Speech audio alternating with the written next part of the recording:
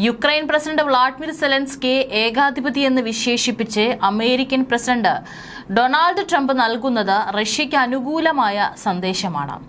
തെരഞ്ഞെടുപ്പ് നടത്താത്ത ഏകാധിപതിയാണ് സെലൻസ്കി എന്നും എത്രയും പെട്ടെന്ന് മാറിയില്ലെങ്കിൽ അദ്ദേഹത്തിന്റെ രാജ്യം തന്നെ അവശേഷിക്കില്ലെന്നും ട്രംപ് വിമർശിച്ചു. തന്റെ സാമൂഹിക മാധ്യമമായ ട്രൂത്തിലൂടെയാണ് ട്രംപിന്റെ ഒരു വിമർശനം ഇപ്പോൾ വന്നിരിക്കുന്നത്. അതിഗുരുതരമാണ് ഈ ആരോപണം. ഇതോടെ യുക്രൈനുമേൽ റഷ്യയ്ക്ക് മുൻതൂക്കവും കിട്ടുകയാണ്. പക്ഷേ ചർച്ചകൾ പുരോഗമിക്കുമ്പോഴും റഷ്യൻ ലക്ഷ്യങ്ങളെ ഉന്നമിട്ട് കൈവിട്ട കളിയാണ് യുക്രൈൻ നടത്തുന്നത്.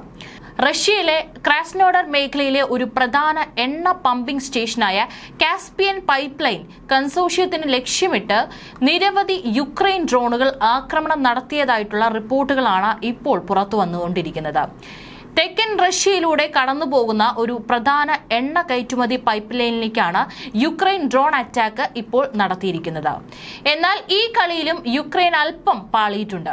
കാരണം യുക്രൈൻ ആക്രമണം നടത്തിയിരിക്കുന്നത് അമേരിക്ക കൂടി പങ്കാളിയായിട്ടുള്ള എണ്ണ പമ്പിംഗ് സ്റ്റേഷന് നേരെയാണ്. എണ്ണ പമ്പിംഗ് സ്റ്റേഷന് നേരെ ആക്രമണം നടത്തിയ അതേ ദിവസം തന്നെ ക്രാസ്നോഡർ മേഖലയിൽ ഏകദേശം 20 UAVകൾ ആക്രമണം നടത്തിയതായിട്ടാണ് റഷ്യയുടെ പ്രതിരോധ മന്ത്രാലയവും റിപ്പോർട്ട് ചെയ്യുന്നത്.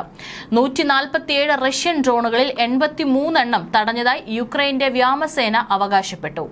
അതേസമയം 90 യുക്രൈനിയൻ ഡ്രോണുകൾ നശിപ്പിച്ചതായി റഷ്യയുടെ പ്രതിരോധ മന്ത്രാലയവും അറിയിച്ചിട്ടുണ്ട്. അടുത്ത 2 മാസത്തിനുള്ളിൽ കയറ്റുമതി അളവ് ഏകദേശം 1/3 കുറയ്ക്കുമെന്ന് റഷ്യ റിപ്പോർട്ട് ചെയ്തിരിക്കുന്നത്. പടിഞ്ഞാറൻ യൂറോപ്പ് ഉൾപ്പെടെ കരിങ്കടൽ വഴി കയറ്റുമതി ചെയ്യുന്നതിനെ തെക്കൻ റഷ്യയിലുടനീളം കസാക്ക് എണ്ണ കൊണ്ടുപോകുന്ന കാസ്പിയൻ പൈപ്പ് ലൈൻ കൺസോർഷ്യത്തിന്റെ പമ്പിംഗ് സ്റ്റേഷനിൽ തിങ്കളാഴ്ച സ്ഫോടക വസ്തുക്കൾ നിറച്ച 7 ഡ്രോണുകൾ ഇടിക്കുകയായിരുന്നു. 1500 കിലോമീറ്റർ പൈപ്പ് ലൈൻ ഒരു കൺസോർഷ്യത്തിന്റെ ഉടമസ്ഥതയിലുള്ളതാണ്. അതിൽ റഷ്യൻ, കസാക്ക് സർക്കാരുകളും പാശ്ചാത്യ ഊർജ്ജ പ്രമുഖരായ ഷെവ്രോൺ, എക്സോൺ മൊബിൽ, ഷെൽ എന്നിവയും ഓഹരികൾ കൈവശം വെച്ചിട്ടുണ്ട്.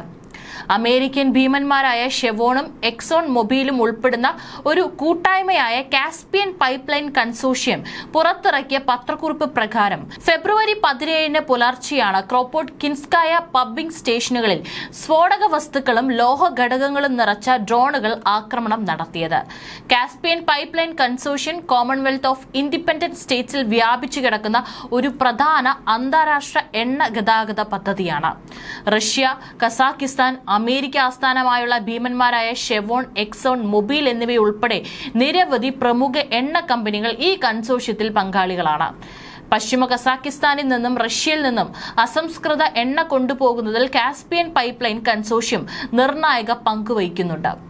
CPC വഴി കയറ്റുമതി ചെയ്യുന്ന എണ്ണ വിതരണത്തിൽ അമേരിക്കൻ കമ്പനികൾക്ക് ഗണ്യമായ പങ്കുമുണ്ട്. ഏതായാലും ഇപ്പോൾ നടത്തിയിട്ടുള്ള ആക്രമണം അമേരിക്കയും ചൊടിപ്പിക്കുമെന്നുള്ള കാര്യത്തിൽ യാതൊരു സംശയവും വേണ്ട.